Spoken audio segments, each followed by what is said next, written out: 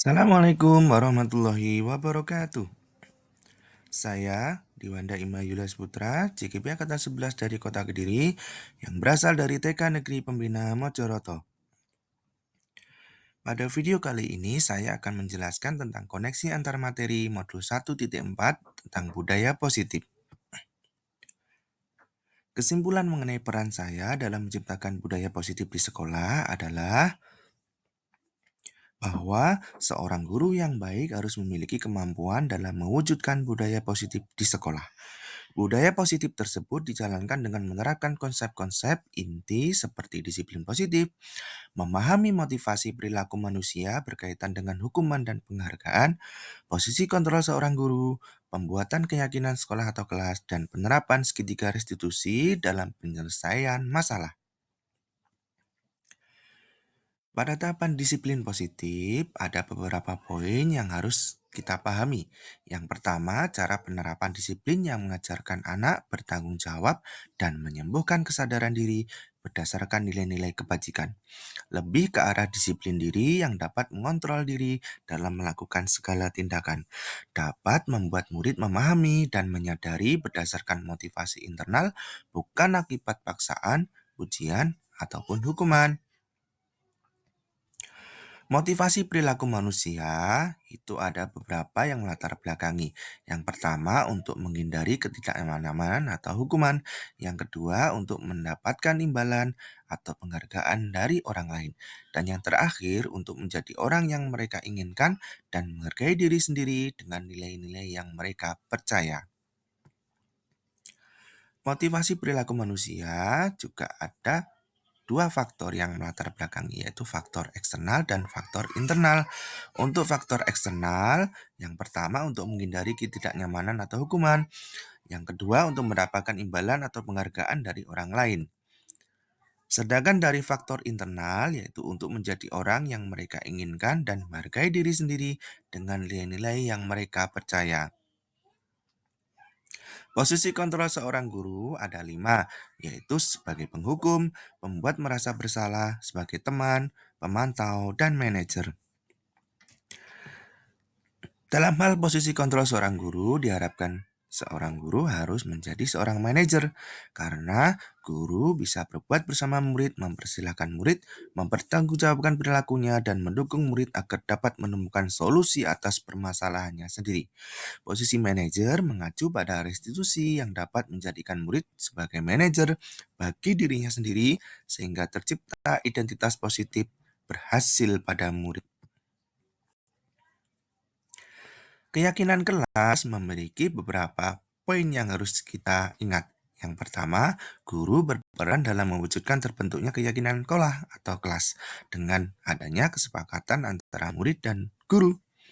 Keyakinan sekolah atau kelas berupa pernyataan universal yang mudah diingat, dipahami, dan harus diterapkan dalam lingkungan sekolah.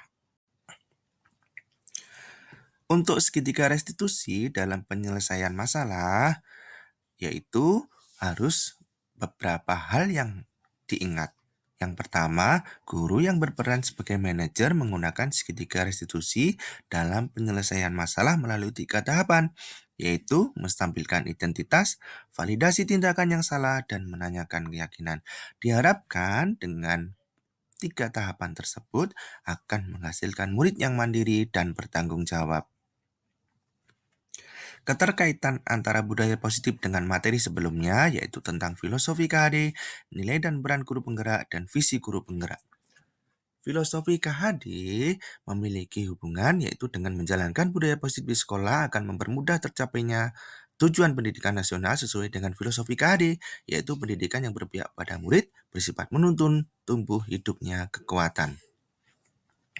Untuk nilai peran guru penggerak, memiliki hubungan yaitu budaya positif dapat terwujud jika seorang guru memiliki 5 nilai guru penggerak, dan budaya positif dapat terwujud dengan mendorong kolaborasi antar semua warga sekolah dengan adanya keyakinan kelas yang harus disepakati dan dijalankan bersama. Untuk visi guru penggerak, salah satu perubahan yang diinginkan sesuai dengan visi guru penggerak adalah terbentuknya budaya positif agar diperoleh sekolah yang aman, nyaman, dan berpihak pada murid. Untuk mewujudkan visi tersebut, dibuatlah pembuatan prakarsa perubahan sesuai dengan filosofi KHD dan profil pelajar Pancasila.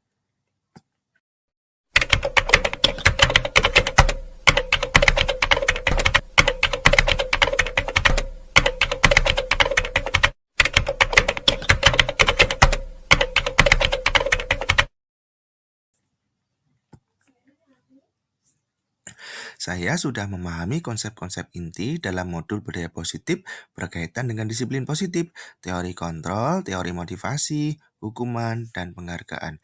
Posisi kontrol guru, kebutuhan dasar manusia, keyakinan kelas, dan segitiga restitusi. Seluruh konsep inti tersebut harus diresapi dalam diri, diwujudkan dalam tindakan, dan dibagikan pada rekan guru di sekolah. Hal yang menarik bagi saya dan di luar dugaan adalah saat saya mempelajari motivasi perilaku manusia berupa penghargaan. Ternyata penghargaan dapat berdampak kurang baik bagi murid. Di antaranya dapat merusak hubungan, mengurangi ketepatan, menurunkan kualitas, mematikan kreativitas, dan bersifat menghukum.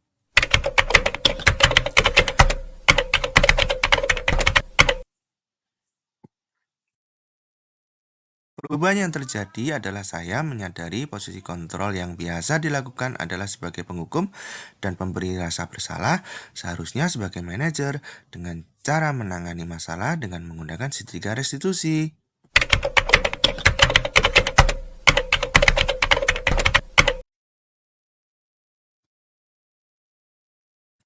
Saya sering menangani siswa yang terlambat datang ke sekolah.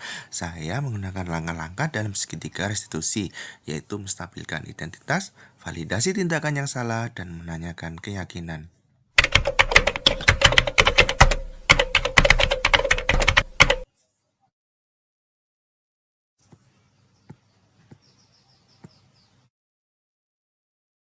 Perasaan saya sangat termotivasi untuk terus memperbaiki diri sesuai dengan nilai-nilai budaya positif di sekolah.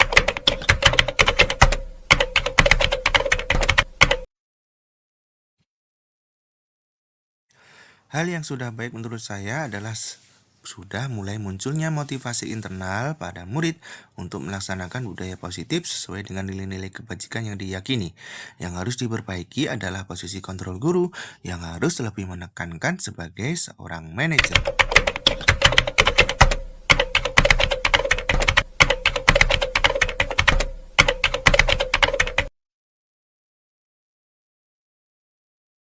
Sebelum mempelajari modul ini, posisi kontrol saya adalah sebagai penghukum dan pembuat rasa bersalah.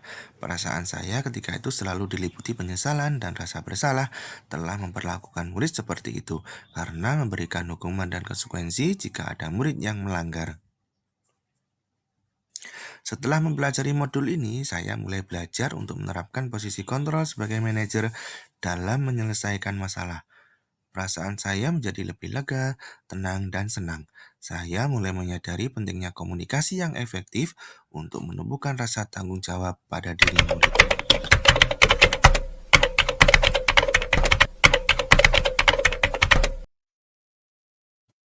Pernah, namun saya hanya melakukan satu tahapan saja, yaitu menstabilkan identitas dengan memberikan pernyataan setiap orang pasti pernah melakukan kesalahan atau tidak ada manusia yang sempurna.